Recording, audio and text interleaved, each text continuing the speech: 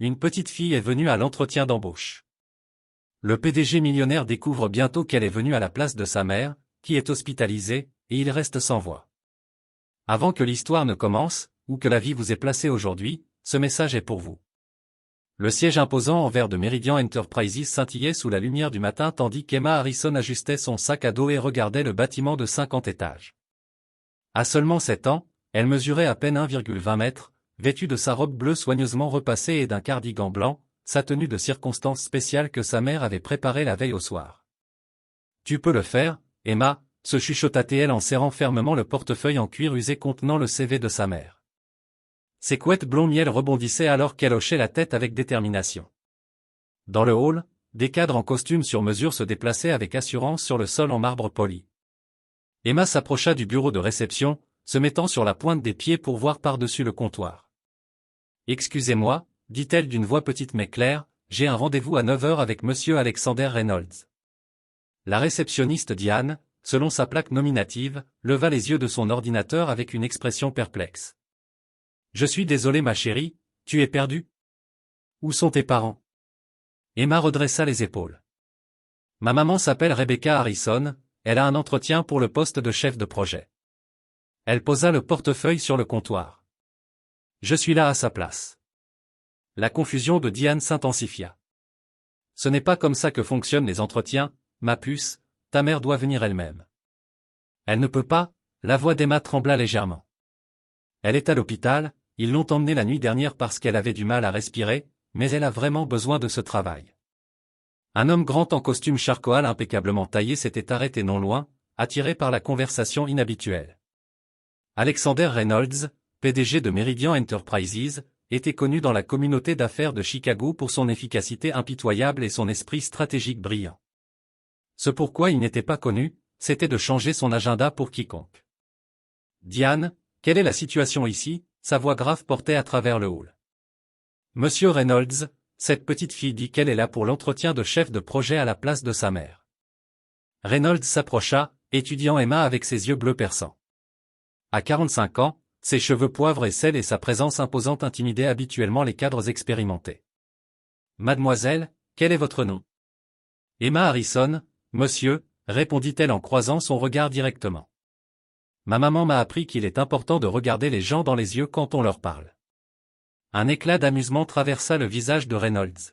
« Et où est votre mère, exactement ?»« À l'hôpital Northwestern Memorial. Elle a une pneumonie, mais les médecins disent qu'elle ira mieux dans quelques jours. » Les petits doigts d'Emma dézippèrent le portefeuille. « J'ai apporté son CV et ses certificats.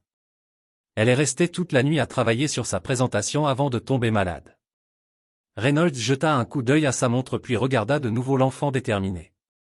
Contre toute logique et protocole d'entreprise, il se sentit intrigué. « Emma Harrison, dit-il, j'ai mené plus de 5000 entretiens dans ma carrière, mais c'est certainement une première. » Il tendit la main. « Monte dans mon bureau, racontons ce que ta mère avait préparé. » La bouche de Diane s'ouvrit d'étonnement tandis que Reynolds guidait Emma vers l'ascenseur des cadres. « Monsieur, » dit Emma alors que les portes se fermaient, « maman dit que je suis trop jeune pour boire du café, mais je sais comment en faire si vous en voulez. » Pour la première fois depuis des années, Alexander Reynolds rit franchement. Il n'avait aucune idée que cette rencontre inattendue allait tout changer. Alexander Reynolds fit signe à Emma de s'asseoir dans le fauteuil moelleux en face de son large bureau. Le soleil du matin traversait les fenêtres du sol au plafond, illuminant un mur d'accomplissements et de couvertures de magazines d'affaires affichant son visage sévère. « Alors Emma, » dit-il en la regardant arranger soigneusement le portefeuille de sa mère sur ses genoux, « parle-moi des qualifications de ta mère. » Emma ouvrit le classeur en cuir avec soin. Maman est chef de projet depuis 8 ans. Elle travaillait chez Westlac Solutions jusqu'à leur fermeture le mois dernier. Son petit doigt suivit le CV. Elle a une certification PMP et un MBA de Northwestern. Reynolds haussa un sourcil, impressionné par le vocabulaire de l'enfant. « Et pourquoi ta mère veut-elle travailler chez Meridian ?» demanda-t-il. « Parce qu'elle a besoin de l'assurance santé », répondit Emma honnêtement, « et parce qu'elle dit que votre entreprise fait un travail important qui aide les gens. » La franchise de sa réponse déconcerta Reynolds. La plupart des candidats évitaient les discussions sur la rémunération avec des discours préparés sur la culture d'entreprise et les opportunités de croissance. « Maman est vraiment douée dans son travail », continua Emma en sortant un dossier de rapport d'achèvement de projet. Ce sont ces histoires de réussite. Elle est restée éveillée toute la nuit pour préparer cette présentation, même si elle tombait malade. Reynolds feuilleta les documents méticuleusement préparés, notant le parcours impressionnant de Rebecca Harrison. « Qui prend soin de toi pendant que ta mère est à l'hôpital ?» demanda-t-il. L'expression d'Emma se troubla légèrement. « Madame Winters, de la maison voisine, est venue me voir ce matin, mais elle est vraiment vieille. Je peux prendre soin de moi.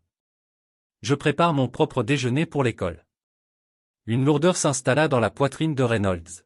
« Où est ton père ? » « Il est parti quand j'étais bébé. Maman dit qu'il n'était pas prêt à être papa. » Emma haussa les épaules comme si elle parlait de la météo. « On est juste toutes les deux, mais on forme une bonne équipe. » Reynolds étudia l'enfant devant lui, posé, articulé, portant des responsabilités bien au-delà de son âge. Quelque chose dans sa détermination éveilla en lui des souvenirs longtemps enfouis. « Un instant, » dit-il en appuyant sur son interphone. « Janet, annule mes réunions du matin. » La voix choquée de son assistante arriva par haut-parleur. « Monsieur, vous avez la présentation au conseil à 11 heures. Reprogramme-la et découvre quel médecin s'occupe de Rebecca Harrison au Northwestern Memorial. » Les yeux d'Emma s'écarquillèrent. « Vous allez rendre visite à ma mère ? » « Oui, » répondit Reynolds en se levant. « Je dois rencontrer la femme qui a élevé une représentante aussi extraordinaire. » Alors qu'il descendait en ascenseur, Emma le regarda avec curiosité. « Monsieur Reynolds, pourquoi nous aidez-vous ? Maman dit que les gens occupés et importants n'ont généralement pas le temps. » La question le toucha, de façon inattendue. Pourquoi, en effet ? Reynolds avait bâti sa réputation sur l'efficacité et les résultats, pas sur la compassion. Disons simplement que tu as réussi à faire ce que la plupart de mes cadres ne peuvent pas, capter toute mon attention. Emma sourit, révélant une dent de devant manquante, et glissa sa petite main dans la sienne. Ce simple geste de confiance le bouleversa. Aucun des deux ne se doutait que ce moment serait la première étape pour guérir des blessures qu'ils ignoraient partagées. L'hôpital Northwestern Memorial bourdonnait d'activité lorsqu'Alexander Reynolds et Emma franchirent l'entrée principale. Le PDG semblait très déplacé dans son costume sur mesure parmi le personnel médical en blouse, mais il avançait avec la même autorité qu'en salle de réunion. « Chambre 317 », indiqua l'infirmière à la station après avoir consulté son ordinateur. « Mais monsieur, les heures de visite ne commencent qu'à... » Reynolds glissa sa carte de visite sur le comptoir. « J'ai besoin de parler à mademoiselle Harrison d'une affaire urgente. » Emma prit la tête, naviguant dans les couloirs avec une aisance familière qui inquiétait Reynolds. Combien de fois cet enfant avait-il arpenté seul les couloirs de l'hôpital ?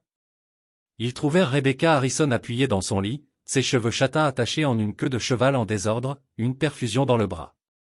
Bien qu'évidemment malade, son visage pâle avec des cernes marquées sous les yeux, elle ressemblait étonnamment à Emma. « Emma !» La voix de Rebecca était rauque. « Que fais-tu ici ? Tu es censée être avec Madame Winters. » Ses yeux s'agrandirent en voyant Reynolds. « Oh mon Dieu, maman, c'est Monsieur Reynolds. Je suis allé à ton entretien, et il m'a amené te voir. » Le visage de Rebecca se vida de ce peu de couleur qu'il lui restait. « Tu as fait quoi ? » Reynolds s'avança. « Mademoiselle Harrison, votre fille a fait une forte impression. Elle a présenté votre dossier avec un sang-froid remarquable. » Rebecca tenta de se redresser, la gêne visible. « Emma, on en a déjà parlé.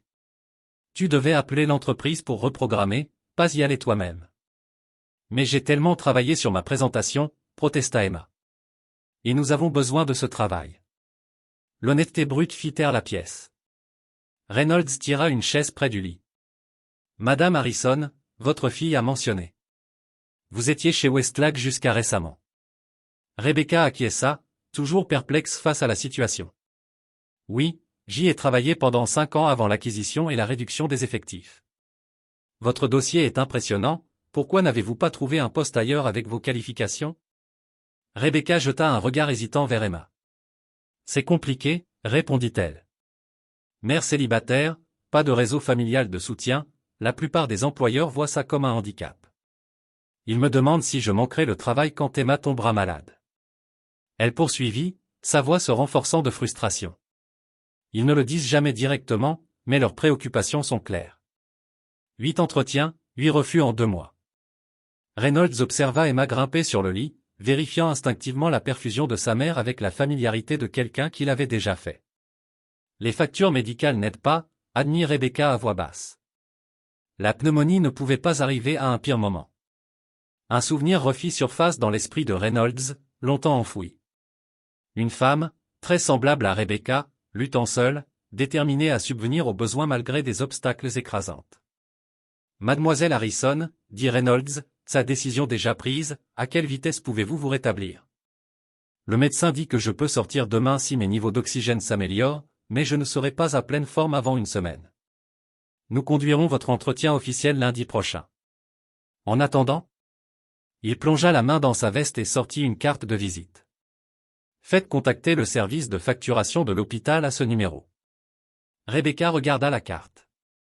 Monsieur Reynolds, je ne peux pas accepter cela. Considérez-le comme un acompte.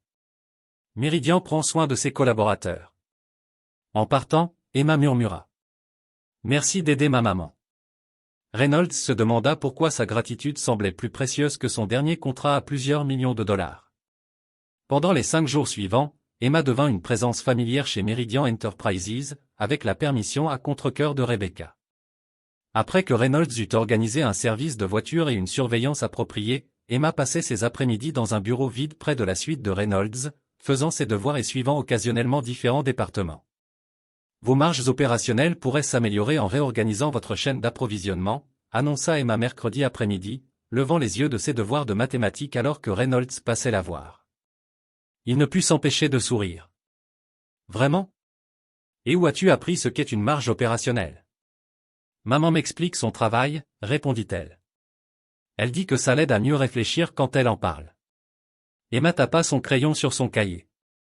Aussi, votre réceptionniste Diane me donne des magazines d'affaires quand je m'ennuie. Reynolds s'appuya contre le cadre de la porte. La plupart des enfants de 7 ans lisent des bandes dessinées. Moi aussi, dit Emma. Batman est mon préféré parce qu'il aide les gens et n'a pas besoin de super pouvoirs. Un rire inattendu s'échappa de lui, un pragmatique déjà. Dès jeudi, l'équipe de direction de Reynolds remarqua le comportement inhabituel de leur PDG. Janet, sa secrétaire depuis 15 ans, l'observait vérifier sa montre avant l'arrivée quotidienne d'Emma. Elle te rappelle quelqu'un, remarqua Janet en posant des rapports budgétaires sur son bureau. Reynolds se raidit. C'est une enfant avec un potentiel remarquable, c'est tout. Si tu le dis. Janet travaillait assez longtemps avec lui pour reconnaître les ombres qui assombrissaient parfois ses yeux. Le conseil d'administration pose des questions sur tes réunions annulées. Le conseil peut m'adresser ces questions, répondit-il sèchement. Plus tard dans l'après-midi, Reynolds trouva Emma dans la salle de pause en train de charmer l'équipe marketing avec ses observations sur leur dernière campagne. Les enfants de mon école aimeraient les couleurs si elles étaient plus vives, disait-elle pendant que le directeur marketing prenait des notes. Mademoiselle Harrison, interrompit Reynolds, je crois qu'il est temps pour votre rendez-vous.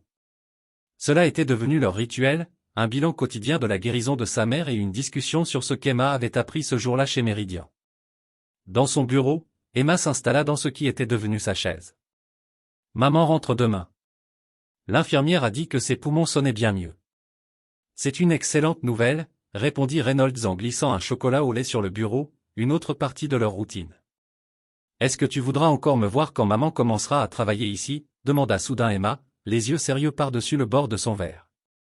La question le prit au dépourvu. Qu'est-ce qui te fait penser que je ne le ferai pas? Emma haussa les épaules en baissant les yeux. Papa ne voulait plus me voir. Parfois, les gens arrêtent juste de vouloir des enfants autour d'eux. Cette simple phrase frappa Reynolds comme un coup physique. En 45 ans, il avait affronté des prises de contrôle hostiles, des krachs boursiers, et des trahisons de collègues de confiance, mais rien ne l'avait préparé à l'honnêteté désarmante d'une fillette de 7 ans. Emma, dit-il doucement, certaines personnes partent à cause de leurs propres échecs, pas à cause de quelque chose que tu as fait. Il n'avait pas voulu montrer cette photo ce jour-là. Elle était restée enfermée dans le tiroir de son bureau pendant près de 2 décennies, mais quelque chose l'avait poussé à ouvrir ce tiroir et à sortir le cadre argenté. C'était ma fille, dit-il en tournant le cadre vers Emma. Elle s'appelait Lily. Emma examina la photo d'une petite fille souriante aux yeux bleus de Reynolds. Où est-elle maintenant? Demanda-t-elle. La voix de Reynolds devint distante. Elle et sa mère sont mortes dans un accident il y a longtemps. Est-ce pour ça que tu es parfois triste quand tu me regardes? La question resta suspendue dans l'air, fragile comme du cristal et parfaitement claire. Absolument pas. Victoria Sloan, la directrice des ressources humaines de Meridian, se tenait les bras croisés dans le bureau de Reynolds, vendredi matin. J'ai examiné la candidature de Rebecca Harrison. Bien que ses qualifications soient adéquates, sa situation présente des risques importants. Reynolds continuait de parcourir les documents, son expression impassible. Victoria énuméra d'un doigt manucuré. Mère célibataire, pas de réseau familial, problèmes médicaux récents. Elle a manqué le travail à plusieurs reprises à ses postes précédents à cause d'urgences liées à la garde d'enfants. La probabilité statistique de problèmes d'assiduité est élevée. Reynolds posa son stylo. Avez-vous examiné ses évaluations de performance? Oui, elles dépassent régulièrement les attentes, admit Victoria, mais cela ne compense pas les préoccupations pratiques que nous avons. Des candidates tout aussi qualifiées, sans ces complications. Complications. La voix de Reynolds se refroidit de plusieurs degrés. Une professionnelle intelligente et dévouée qui réussit à la fois sa carrière et l'éducation d'un enfant remarquablement équilibré, cela vous paraît compliqué? Victoria se tortilla mal à l'aise. Alexander, ce n'est pas dans tes habitudes. Le conseil d'administration remet déjà en question ton jugement à cause de cet intérêt inhabituel. Il y a des rumeurs. Les rumeurs ne me concernent pas, les résultats oui. Il lui tendit le dossier de Rebecca. Sa méthodologie de gestion de projet a permis à Westlake d'économiser 3 millions de dollars l'année dernière, c'est le seul facteur pertinent. Plus tard dans l'après-midi, James Whitfield, le plus vieil ami de Reynolds et directeur financier de Meridian, ferma la porte du bureau derrière lui. Alex, il faut qu'on parle. Reynolds leva les yeux de son ordinateur. Si c'est à propos de Rebecca Harrison. Oui, confirma James en s'asseyant, mais pas pour les raisons que tu penses. Il observa le visage de son ami. Il ne s'agit pas seulement de trouver une chef de projet qualifiée, n'est-ce pas? La mâchoire de Reynolds se contracta. Ses qualifications parlent d'elles-mêmes. Je te connais depuis 30 ans, dit James doucement. Pas depuis Caroline et Lily que je ne t'avais vu ainsi. Ne dis pas ça, Reynolds, prévint-il. James continua avec douceur. Tu as bâti des murs si hauts que le conseil t'appelle la machine dans ton dos. Puis cet enfant arrive, et soudain tu annules des réunions et règles des factures d'hôpital. Quel est ton point, James? Mon point, c'est que tu dois faire attention, pas seulement professionnellement, mais personnellement. James se pencha en avant. Si tu vois les fantômes de ce qui aurait pu être, c'est un endroit vulnérable d'où agir. Reynolds se tourna vers la fenêtre, regardant la skyline de Chicago. Savais-tu qu'Emma prépare son propre déjeuner depuis l'âge de 5 ans? Qu'elle vérifie le planning des médicaments de sa mère et sait comment gérer les factures d'hôpital. Il secoua la tête. Elle a 7 ans. James et Lily auraient eu 19 ans cette année, murmura James. Le silence qui suivit fut une réponse suffisante. Après le départ de James, Reynolds ouvrit à nouveau son tiroir et récupéra le cadre argenté. Le visage riant de Caroline lui souriait alors qu'elle tenait Lily de 2 ans sur ses genoux. Que penserais-tu si je m'impliquais dans cette situation? Demanda-t-il à la photo. Est-ce que je vois des fantômes ou une opportunité de faire enfin quelque chose de bien? Comme toujours, la photo n'offrit aucune réponse, seulement des souvenirs de ce qu'il avait perdu et le poids écrasant de ses échecs. L'interphone bourdonna, interrompant ses pensées. Monsieur, Rebecca Harrison est là. Elle est sortie de l'hôpital ce matin et a demandé à vous voir. Reynolds remit soigneusement la photo dans son tiroir et la fit entrer. Ce qui allait suivre déterminerait si les inquiétudes de son équipe de direction étaient justifiées ou si quelque chose d'extraordinaire commençait. Rebecca Harrison se tenait dans le bureau de Reynolds, visiblement améliorée par rapport à son apparition à l'hôpital, mais portant encore la pâleur d'une maladie récente. Elle portait un costume bleu marine simple, clairement sa meilleure tenue, bien que plusieurs années dépassées côté mode. Monsieur Reynolds, commença-t-elle d'une voix assurée malgré sa nervosité évidente, je suis venu vous remercier personnellement pour votre gentillesse envers Emma et pour avoir pris en charge les factures d'hôpital. Je vais organiser un plan de remboursement. Reynolds fit un geste vers la chaise en face de lui. Aucun remboursement n'est nécessaire, considérez cela comme un investissement. Rebecca s'assit, sa posture parfaite malgré son inconfort. Un investissement demande des retours. Monsieur Reynolds, je n'ai pas encore prouvé ma valeur. Votre fille a été une excellente ambassadrice, répondit-il avec une chaleur inattendue. L'équipe marketing met en œuvre ses suggestions de couleurs et le personnel de la salle de pause a ajouté du chocolat au lait à la commande régulière. Un sourire illumina brièvement le visage fatigué de Rebecca. Emma a cet effet sur les gens. Elle a toujours su parler à tout le monde. Son expression devint sérieuse. Mais je dois m'excuser de vous avoir mis dans cette situation. Elle était censée appeler pour reprogrammer l'entretien, pas s'y présenter elle-même. Pourtant, nous en sommes là, observa Reynolds. Parfois, dit-il en la regardant un instant, les opportunités les plus importantes naissent des protocoles brisés. Votre entretien officiel est prévu lundi, mais j'aimerais discuter de quelque chose de différent aujourd'hui. Rebecca se tendit légèrement. Bien sûr. Reynolds se pencha en avant. Pourquoi continuez-vous à postuler à des postes en entreprise alors qu'ils vous ont refusé à plusieurs reprises à cause de votre situation familiale? La question brutale resta suspendue entre eux. Les yeux de Rebecca s'illuminèrent d'une colère passagère, puis de détermination. Parce que je refuse de laisser ma fille croire qu'être mère me rend moins compétente professionnellement. Parce que je suis excellente dans ce que je fais, quelles que soient mes circonstances personnelles. Elle se redressa dans sa chaise. Et franchement, parce que j'ai besoin d'une assurance santé complète plus qu'une culture d'entreprise inspirante ou des tables de ping-pong dans la salle de pause. Reynolds acquiesça lentement. Des priorités pratiques, je respecte cela.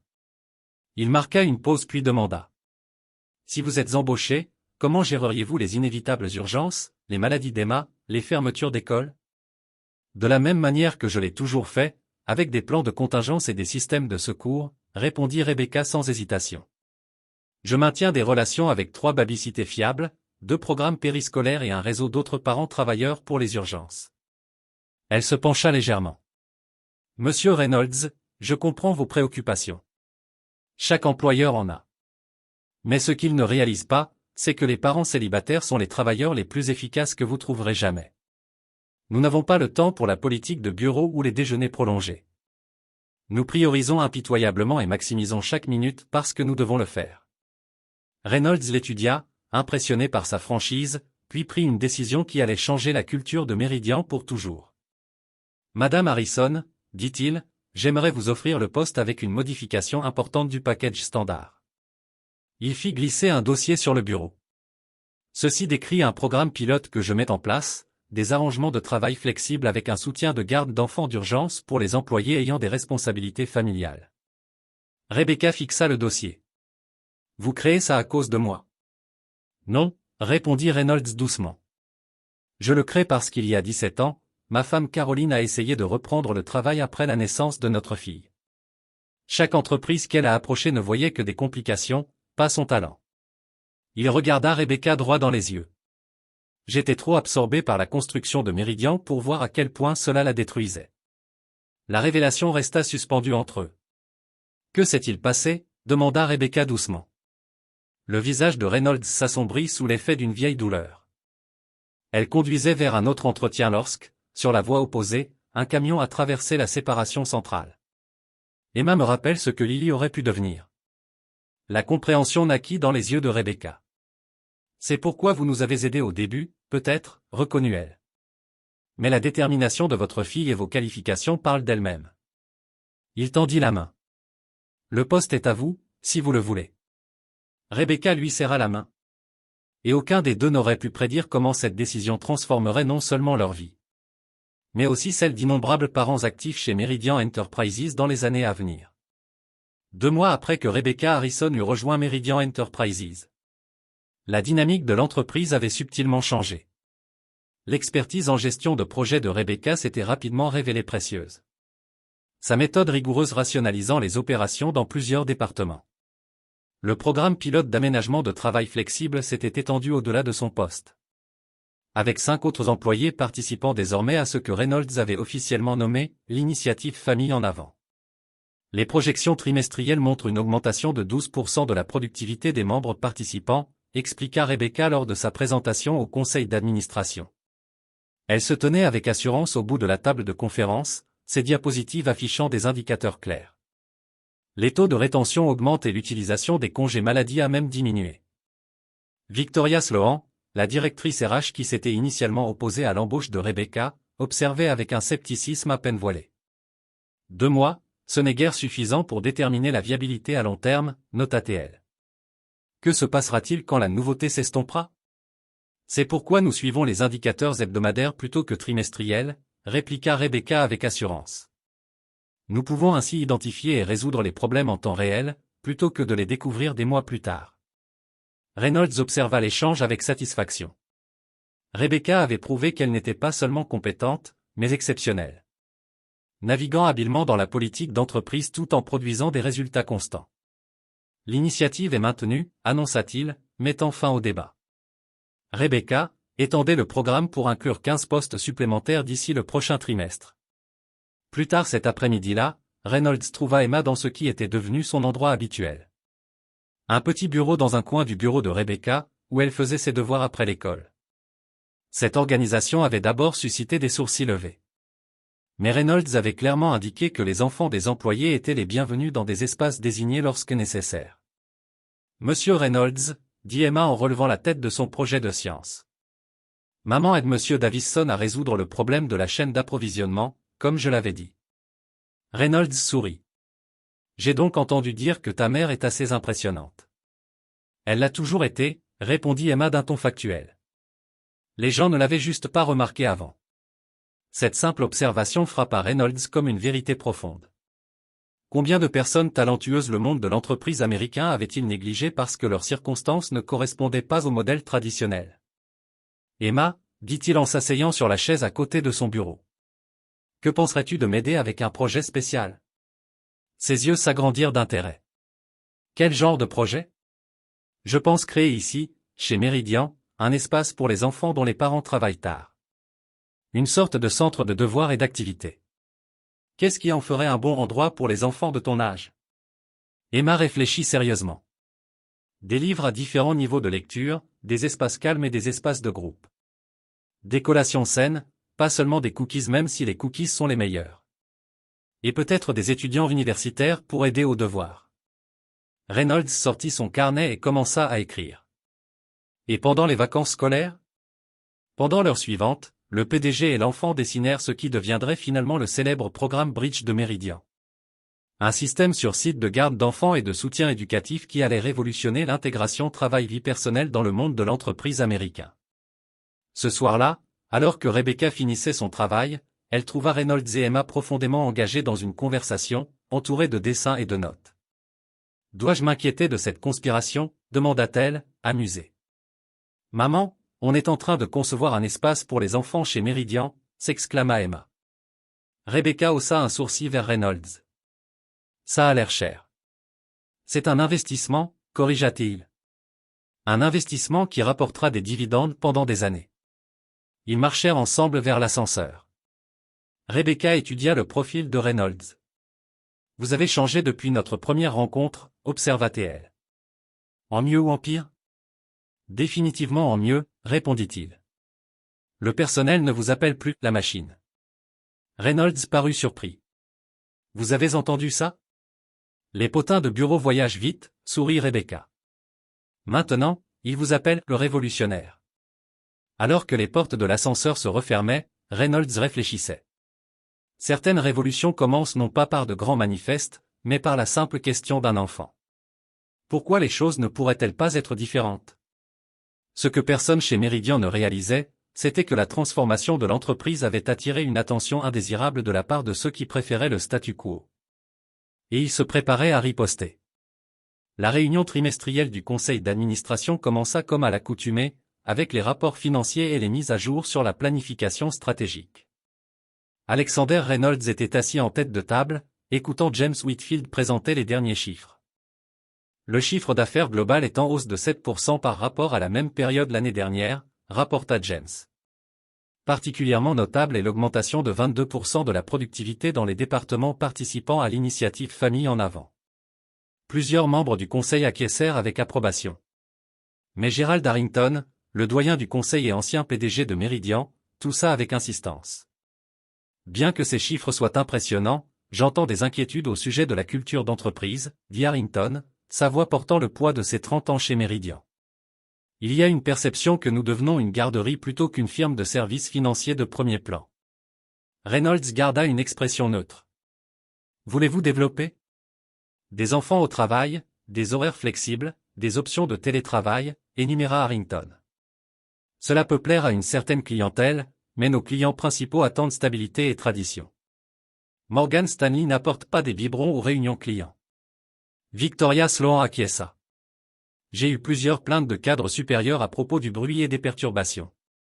Juste hier, un analyste junior a été surpris en train de jouer à la balle avec un enfant dans le couloiret. C'était ma fille, dit Reynolds calmement.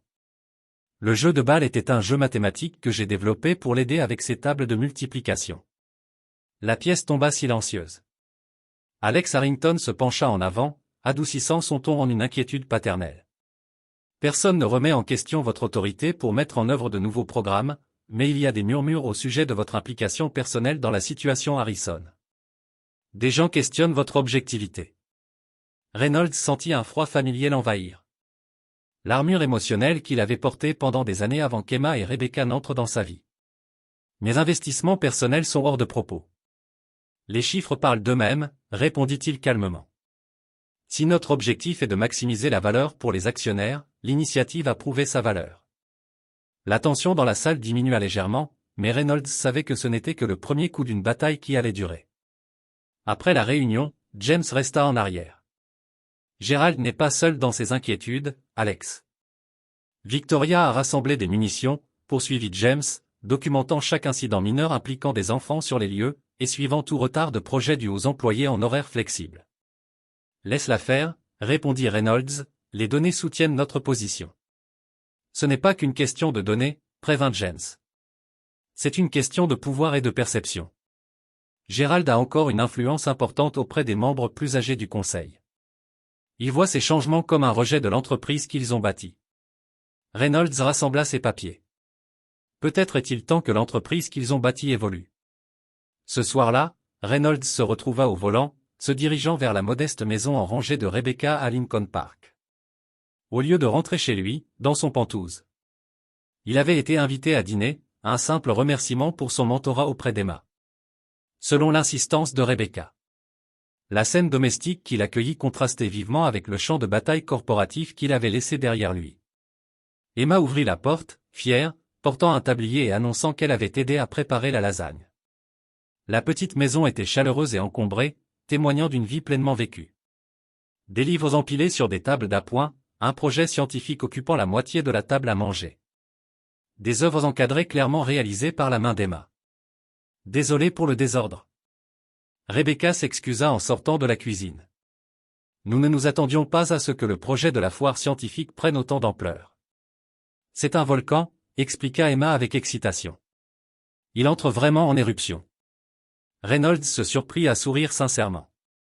Je m'assurerai de me tenir à distance lors de la démonstration. Pendant le dîner, il se sentit détendu d'une manière rare. La conversation coulait naturellement, des aventures scolaires d'Emma au projet professionnel de Rebecca. Sans le calcul minutieux qui caractérisait la plupart de ces échanges. Tu es différente ici, observa Rebecca après qu'Emma soit partie finir ses devoirs. Plus humaine. Reynolds réfléchit un instant. J'ai passé des décennies à cultiver une certaine image professionnelle. Ça devient une habitude. Ça devient une armure. Je corrige, dit-elle doucement. Je le reconnais parce que j'ai porté une protection similaire. Mère célibataire dans le monde de l'entreprise, on développe une carapace. Quelque chose dans sa perception le déstabilisa et le réconforta en même temps. Le conseil d'administration fait barrage au changement, admit-il.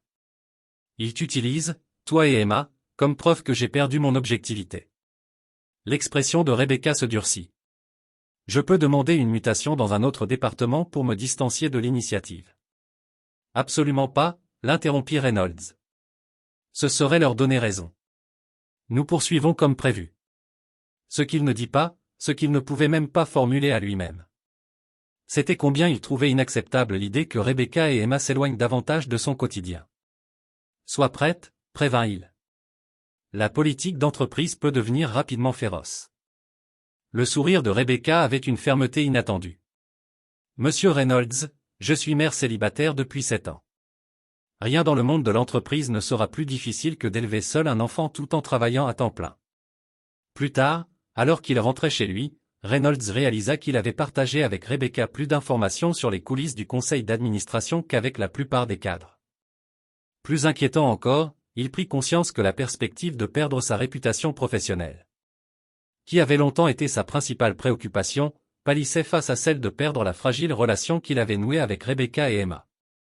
Il réfléchissait encore à ce changement lorsqu'il reçut un appel porteur d'une nouvelle qui allait accélérer le conflit à venir bien au-delà des attentes. « Monsieur Reynolds, vous devez voir ça immédiatement », dit Janet avec une urgence inhabituelle, déposant une tablette sur son bureau. Le lendemain matin, le titre du Wall Street Journal, section affaires, hurla. La croisade personnelle du PDG de Meridian, innovation d'entreprise ou crise de la quarantaine? L'article accompagnant contenait des citations anonymes de sources internes à Meridian, décrivant l'attachement inhabituel de Reynolds à une employée et à son enfant, et remettant en question son jugement, prétendument compromis par des traumatismes personnels non résolus. L'article mentionnait spécifiquement l'initiative Famille en avant, la présentant comme une distraction coûteuse par rapport au cœur de métier de Meridian, motivé par l'agenda personnel de Reynolds plutôt que par une stratégie d'affaires solide. « Qui a fui ça ?» demanda Reynolds d'une voix dangereusement calme. « Impossible à dire avec certitude », répondit Janet. « Mais les détails sur votre femme et votre fille, très peu de personnes y ont accès. » Le téléphone de Reynolds se mit à sonner, membre du conseil, clients importants, contacts industriels, tous exigeant des explications. À midi, l'action de Meridian avait chuté de 3 points et le service des relations publiques était en mode crise. Victoria Sloan apparut dans son bureau, son expression une mascarade soigneusement construite d'inquiétude. Le conseil a convoqué une réunion d'urgence à 16 heures. Ils demandent votre présence, dit-elle, marquant une pause lourde de sens. Et ont spécifiquement demandé que Rebecca Harrison soit présente également. Pour quel motif, exigea Reynolds. Ils ne m'ont pas communiqué cette information, répondit Victoria avec une innocence feinte. Je me contente de transmettre le message. Après son départ, Reynolds appela immédiatement Rebecca pour la prévenir. J'ai déjà vu l'article, dit-elle d'une voix tendue. L'enseignante d'Emma m'a appelé, certains parents en parlent. Ça affecte ma fille maintenant. Alexander, l'usage de son prénom, ce qu'elle n'avait jamais fait auparavant, marqua la gravité de la situation. Rebecca, je suis désolée, je n'ai jamais voulu que ça arrive. Je sais, l'interrompit-elle.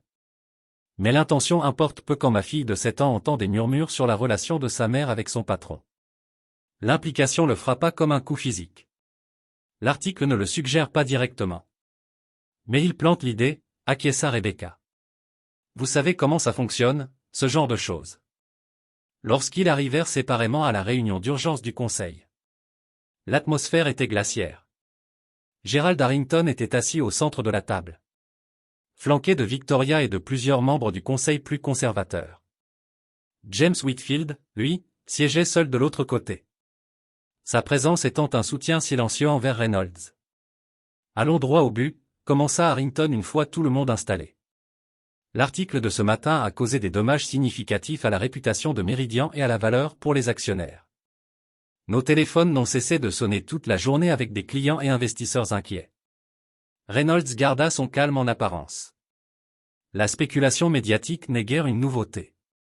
Notre équipe de relations publiques corrige déjà les inexactitudes. Le problème ne se limite pas à la couverture médiatique, intervint Victoria avec fluidité. C'est la question sous-jacente du jugement et des priorités. Elle se tourna vers Rebecca. Madame Harrison, personne ne remet en question vos qualifications professionnelles. Mais les circonstances particulières de votre embauche et le développement ultérieur d'une politique d'entreprise autour de votre situation personnelle ont créé un problème de perception. Rebecca redressa la colonne vertébrale. Ma situation personnelle, c'est que je suis mère célibataire? Ou bien le fait que ma fille ait montré une initiative remarquable pour s'assurer que sa mère ne rate pas une opportunité? Quel aspect exactement pose problème à l'image de Meridian? Plusieurs membres du conseil se remuèrent mal à l'aise. Le problème, poursuivit Harrington, c'est l'apparence de favoritisme et la mise en place rapide de politiques qui changent fondamentalement notre culture d'entreprise. Sans examen approfondi, il glissa un document vers Reynolds.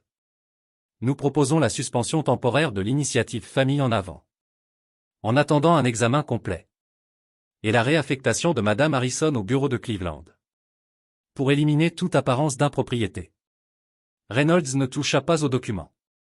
La réaffectation serait une mise à pied déguisée, et vous le savez. Sa fille est bien établie à l'école ici. Nous fournirons bien sûr une aide à la relocalisation, ajouta Victoria. La voix de Rebecca perça la tension. Puis-je demander qui a divulgué les informations personnelles sur la tragédie familiale de Monsieur Reynolds à la presse? La salle tomba silencieuse. Cela n'est pas pertinent pour ces procédures, répondit Harrington d'un ton raide. Je ne suis pas d'accord, rétorqua Rebecca. Cela touche directement aux normes éthiques de ce conseil. Quelqu'un ici a utilisé des informations très personnelles comme arme, dans une lutte de pouvoir corporative. Cela semble extrêmement pertinent quant à la façon dont Meridian conduit ses affaires. James Whitfield pencha son corps en avant. Je suis d'accord avec Madame Harrison. Avant de discuter de changement de politique ou de réaffectation de personnel, nous devrions aborder la violation de confidentialité qui a déclenché cette crise. Le masque parfaitement maîtrisé de Victoria se fissura légèrement. Nous n'avons aucune preuve que quelqu'un au conseil est réellement. Reynolds l'interrompit. Si, nous en avons. Il fit signe à Janet qui se tenait silencieusement près de la porte. Elle distribua à chaque membre du conseil une copie d'une chaîne de mails. Ce matin, celle-ci retraçait la source de la fuite. L'information avait été envoyée depuis le compte email de Victoria à un journaliste du Wall Street Journal, il y a 3 jours. Tous les regards se tournèrent vers Victoria dont le visage s'était vidé de couleur.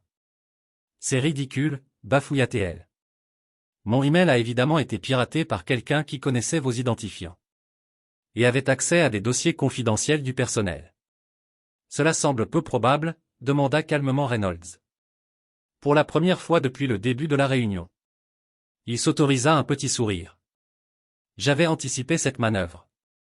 Même si pas aussitôt.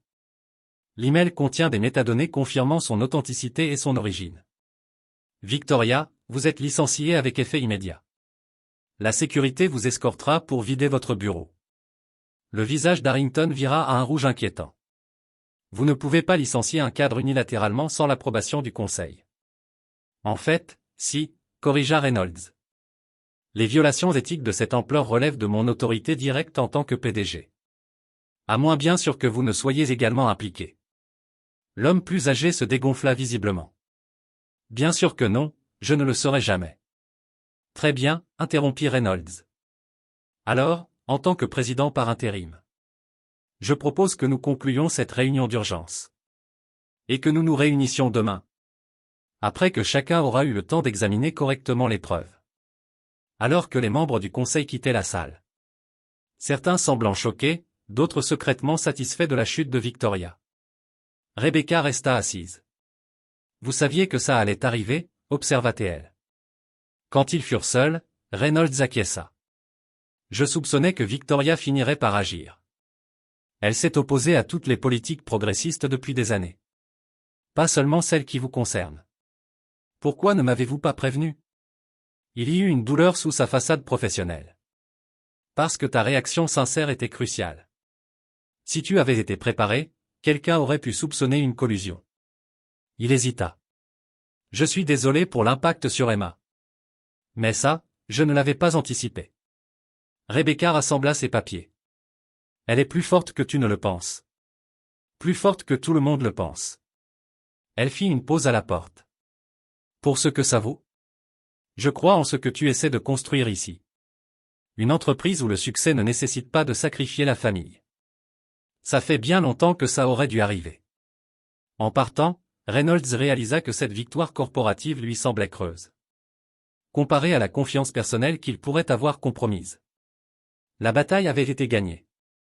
Mais la guerre, professionnelle et personnelle, était loin d'être terminée. Je n'ai aucune relation avec la famille Harrison. Comptait Reynolds. Même si, à ses propres oreilles, ce déni sonnait creux. Pas vrai? Demanda Harrington à voix basse. Vous avez été photographié lors des événements scolaires de l'enfant. Vous avez dîné plusieurs fois chez eux. Vous avez créé une initiative d'entreprise entière qui a commencé par s'adapter à leur situation spécifique. J'ai soutenu une employée précieuse et reconnu le potentiel d'une application plus large de ce soutien. Corrigea Reynolds.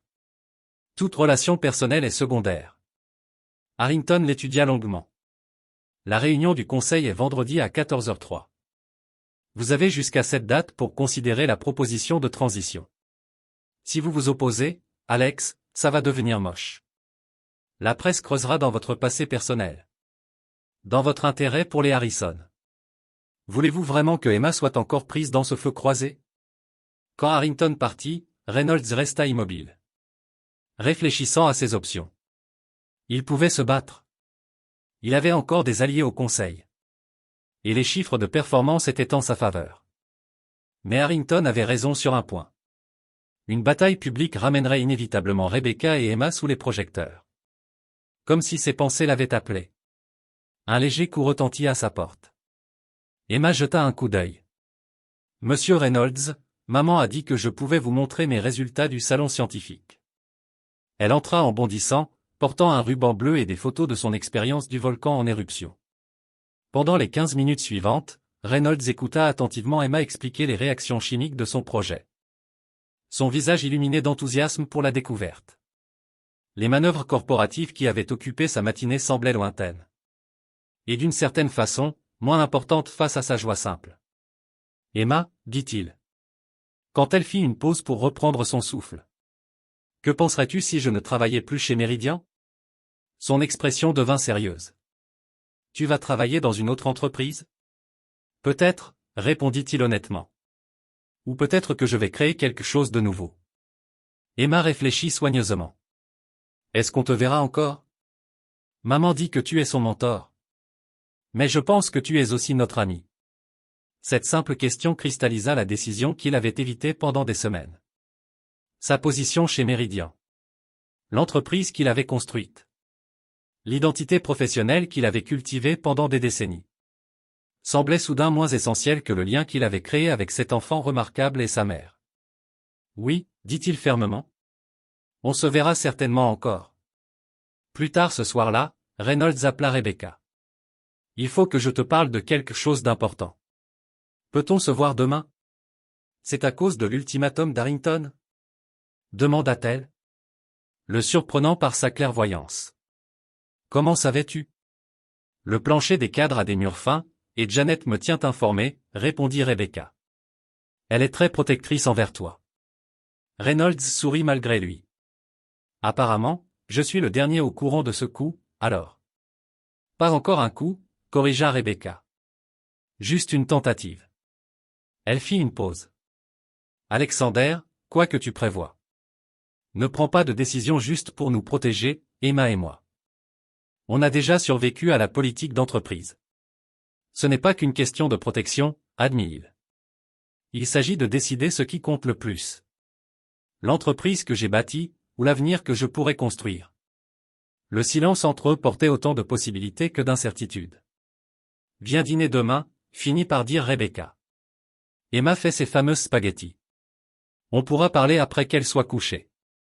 En raccrochant, Reynolds réalisa que, pour la première fois depuis la perte de Caroline et Lily, il prenait des décisions non plus basées sur des regrets passés, mais sur des espoirs futurs. Quoi qu'il arrive avec Meridian, quelque chose d'essentiel avait changé dans son orientation de vie.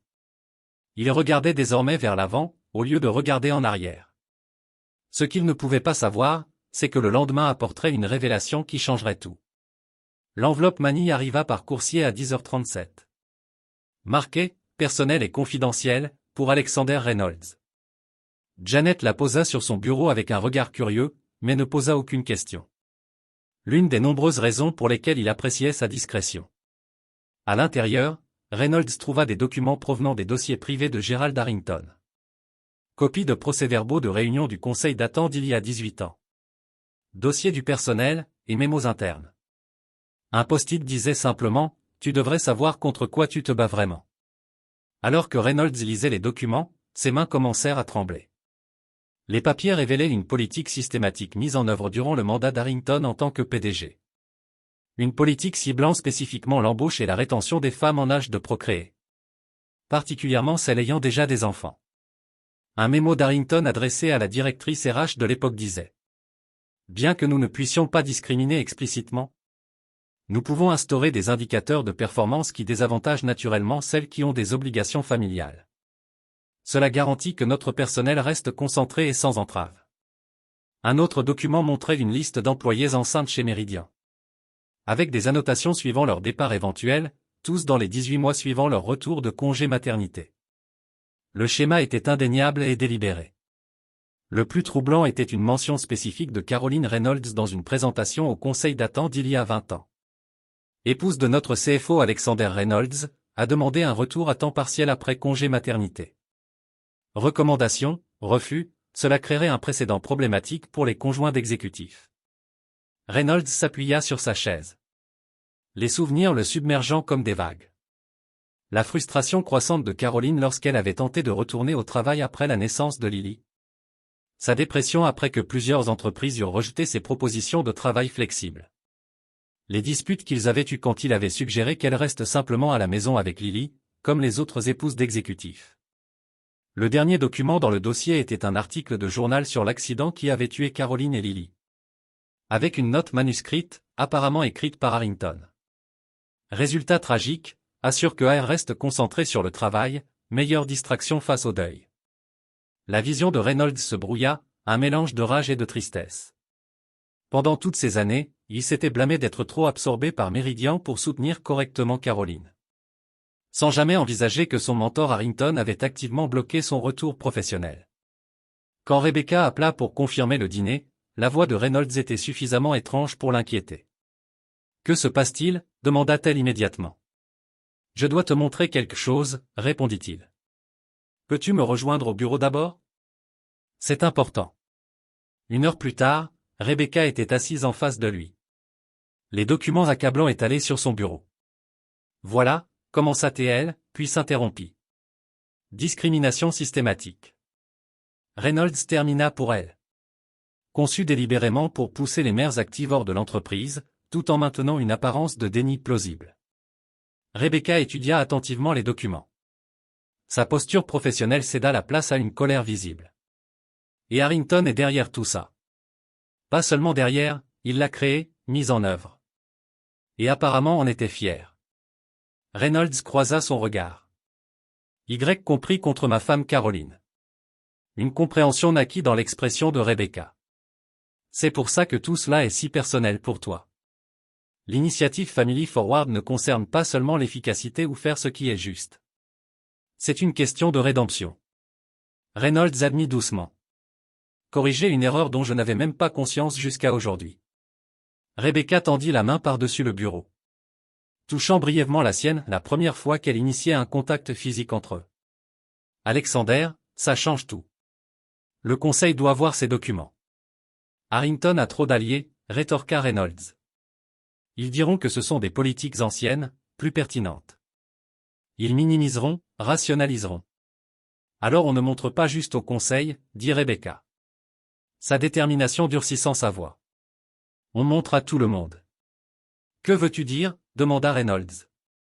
Transparence, expliqua-t-elle. Transparence totale de l'entreprise sur les échecs passés et les corrections en cours.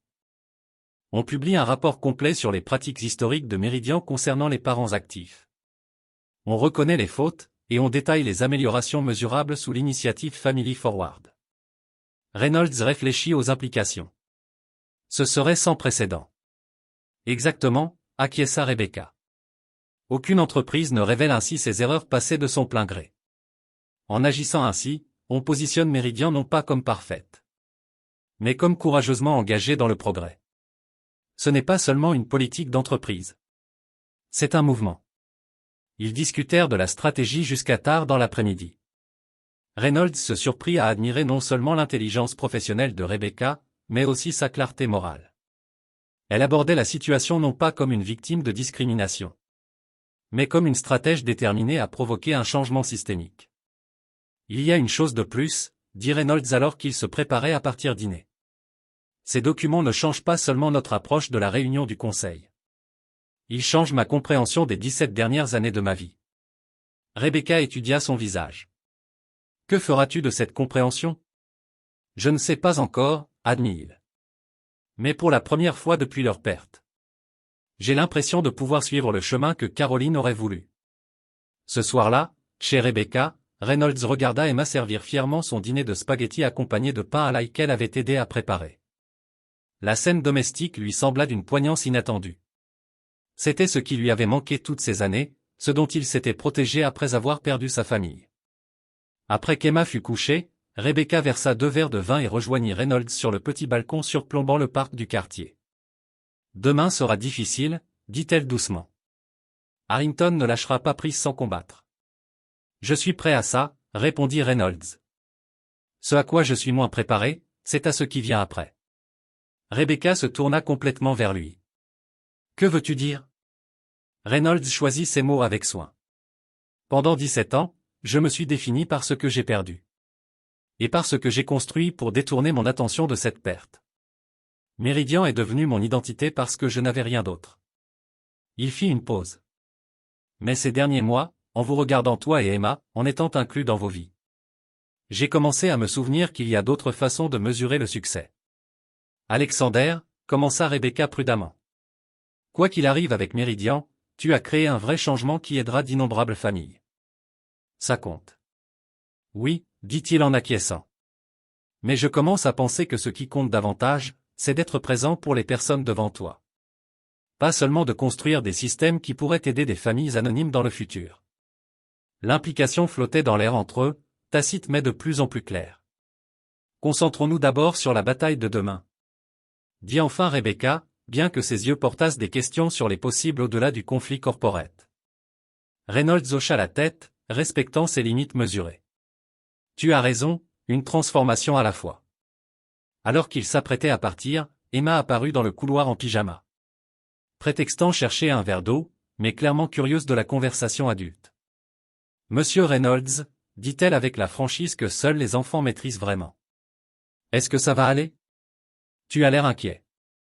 Reynolds s'agenouilla à son niveau. Je suis un peu inquiet pour la réunion de demain. Mais vous avoir toi et ta mère à mes côtés me rend bien plus courageux. Emma réfléchit sérieusement avant de déclarer. Maman dit que quand tu es inquiet à propos de quelque chose de grand, tu devrais te souvenir que la plupart des choses ont l'air différentes le matin. La simplicité de cette sagesse fit sourire Reynolds. Ta mère est très intelligente. Je sais, répondit Emma avec confiance. Et elle t'aime bien aussi, tu sais. Elle sourit plus quand tu es là. Alors que Rebecca ramenait doucement sa fille au lit, jetant un regard embarrassé à Reynolds. Il comprit que, quoi qu'il arrive à la réunion du conseil demain, la transformation la plus importante s'était déjà produite. Non pas dans les politiques d'entreprise, mais dans son propre cœur. L'homme qui allait entrer dans la salle du conseil de Meridian Enterprises le lendemain matin était fondamentalement différent de l'exécutif isolé et obsédé qu'il avait été lorsqu'il avait rencontré une fillette déterminée dans le hall quelques mois plus tôt. Il espérait juste que cette différence serait suffisante pour remporter la bataille à venir. La salle du conseil de Meridian Enterprises tomba silencieuse. Alors qu'Alexander Reynolds concluait sa présentation. L'épreuve des politiques discriminatoires d'Harrington était devant chaque membre du conseil. Des décennies d'exclusion systématique, méthodiquement documentées et impossibles à nier. Depuis 17 ans, commença Reynolds. Sa voix était posée mais chargée d'émotion. Je croyais avoir échoué envers ma femme Caroline en étant trop concentré sur la construction de cette entreprise. Aujourd'hui, j'ai appris que le véritable échec était institutionnel. Une politique délibérée conçue par M. Harrington pour éliminer les mères actives de notre main-d'œuvre. Le visage d'Harrington s'était empourpré au fur et à mesure que Reynolds dévoilait document après document. Ce sont des pratiques historiques, protesta-t-il faiblement, les temps étaient différents. L'était-il vraiment, interrompit Rebecca, debout aux côtés de Reynolds, à la tête de la table. Ou avez-vous simplement veillé à ce qu'ils restent les mêmes? Elle distribua des rapports supplémentaires montrant les remarquables résultats de l'initiative Family Forward. Les preuves démontrent que soutenir les parents travailleurs ne diminue pas la productivité. Cela l'améliore. James Whitfield s'éclaircit la gorge. Je propose d'adopter officiellement l'initiative Family Forward comme politique permanente de l'entreprise. Et de l'étendre à tous les bureaux de Meridian à l'échelle nationale. J'appuie cette motion, dit Martina Chen, une membre habituellement discrète du conseil, qui suivait les débats avec une détermination croissante. Et je propose en outre que Gerald Harrington soit immédiatement retiré du conseil. Harrington se leva d'un bond. C'est absurde, j'ai bâti cette entreprise sur l'exclusion et les préjugés. Pour moi, termina Reynolds, les temps ont changé. Gerald, Meridian a changé. Le vote fut décisif, 11 voix contre 3 pour le retrait d'Harrington et l'adoption définitive de l'initiative. Alors que la sécurité escortait l'ancien PDG hors du bâtiment, Reynolds sentit un poids se lever. Pas seulement la menace immédiate sur sa position, mais un fardeau plus profond qu'il portait depuis la perte de Caroline et Lily. Plus tard dans l'après-midi, alors que la nouvelle des politiques révolutionnaires de Meridian atteignait la presse financière, Reynolds se retrouva seul dans son bureau, fixant la photographie de Caroline et Lily pour la première fois en 17 ans. Il leur parla, sans culpabilité dans la voix. « Je pense que vous auriez approuvé, dit-il doucement. J'ai mis bien trop de temps, mais peut-être qu'il y a eu du bon à vous avoir perdu après tout. » Un coup léger interrompit ses pensées. Rebecca se tenait dans l'embrasure de la porte, Emma à ses côtés. « On a apporté des cupcakes de fête, » annonça Emma en brandissant une boîte de la boulangerie du coin. « Maman dit que tu as gagné le grand combat. » Reynolds sourit. « Nous l'avons fait, ensemble. » Alors qu'Emma arrangeait les cupcakes sur la table de conférence avec une concentration solennelle, Rebecca rejoignit Reynolds près de la fenêtre. « Et maintenant, que va-t-il se passer ?» demanda-t-elle doucement. « Professionnellement, on met en œuvre l'initiative à l'échelle nationale. Puis dans toute l'industrie.